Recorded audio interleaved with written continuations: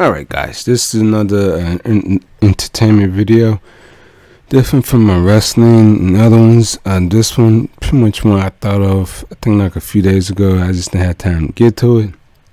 But this video, for me, is why villains and anti-heroes and dark characters are the real heroes in these stories that you watch, like in movies, TV shows, mini-series, mini-documentaries, poems and stuff like that. And when you hear it from my side, you understand. For me, I grew up on certain comics, certain comic book characters. The one that comes to mind the most is the Punisher, which is pretty much the core of this pretty much argument.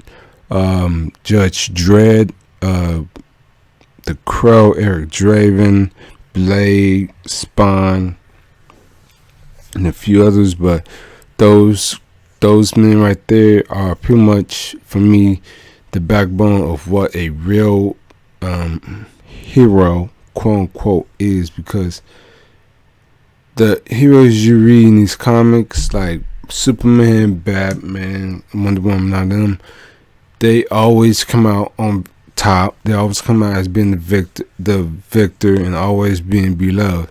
Certain instances they wasn't beloved, but that's like small compared to the overall love. And you hear more about them than anybody else, which is good, but at the same time detrimental to if you try to turn them to another character.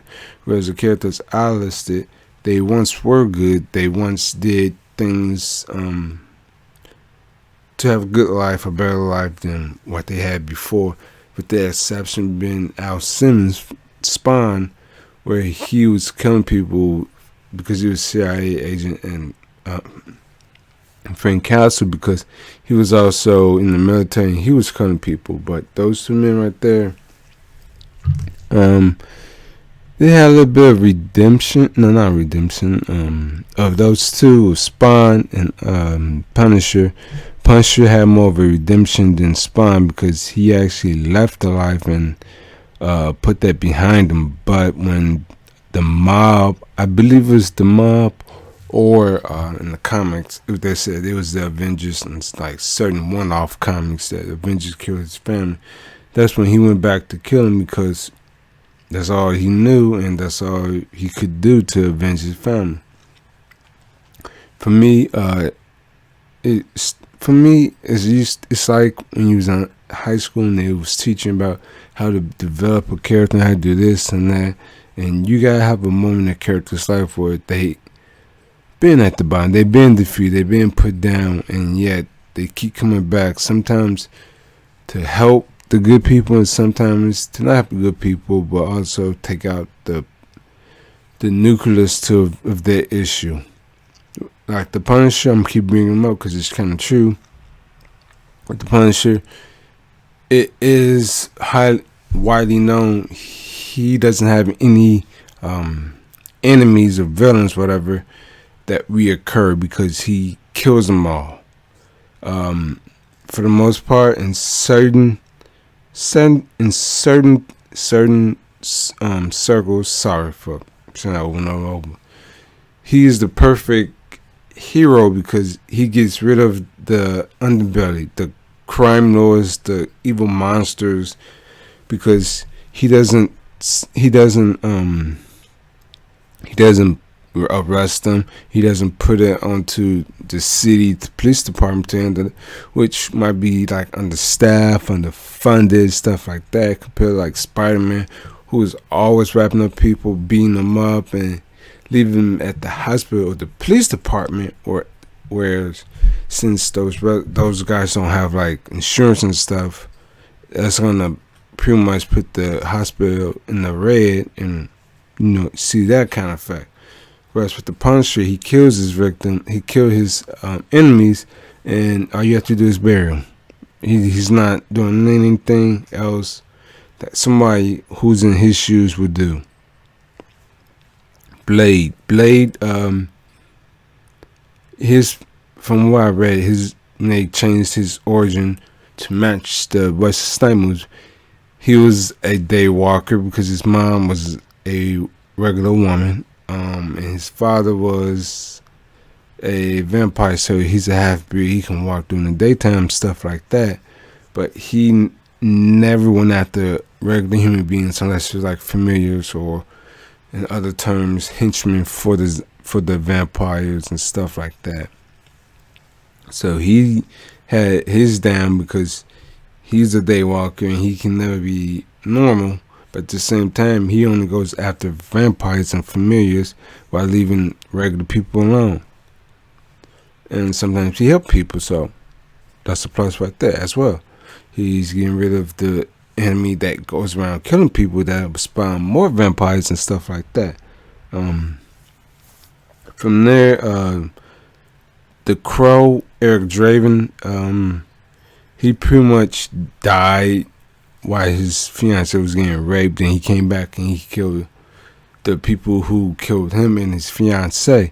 He didn't go after anybody else unless you watch like TV series or the many other sequels where people take up the mantle as a Crow to get justice done. But they hardly ever go after like bystanders, and if they did, it was a mistake. But it's always that the Crow, even with the TV show, he killed the person who did harm to him, then he always went after other people who's doing harm to other people, and he got rid of them and he rid them of this world. So yeah, that one right there. Spawn think he's in the middle of this argument, because before he became Spawn, he was a hired contract killer for the United States government. Then he became Spawn. He had to serve Maboja, I think it is, in hell. But after like many issues, he finally conquered hell, so he's the king of it. Whereas in like certain issues, he gives it up and becomes a angel, or he's in the middle, ruling the earth realm. But Spawn, he has his moments. Like at the beginning when he became Spawn, he couldn't control his powers, and that's like when a hero hit rock bottom.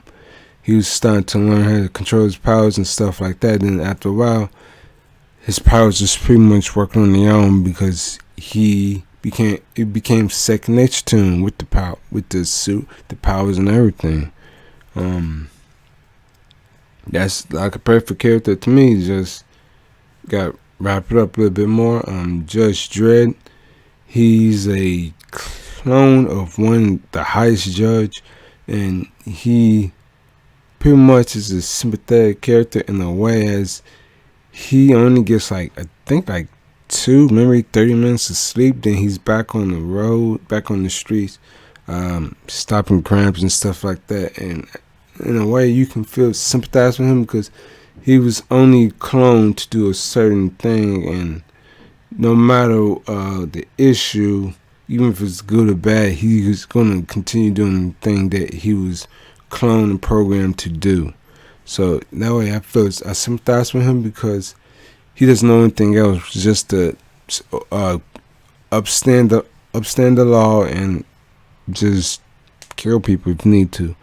But that's all it is to me. I mean, certain people like certain things.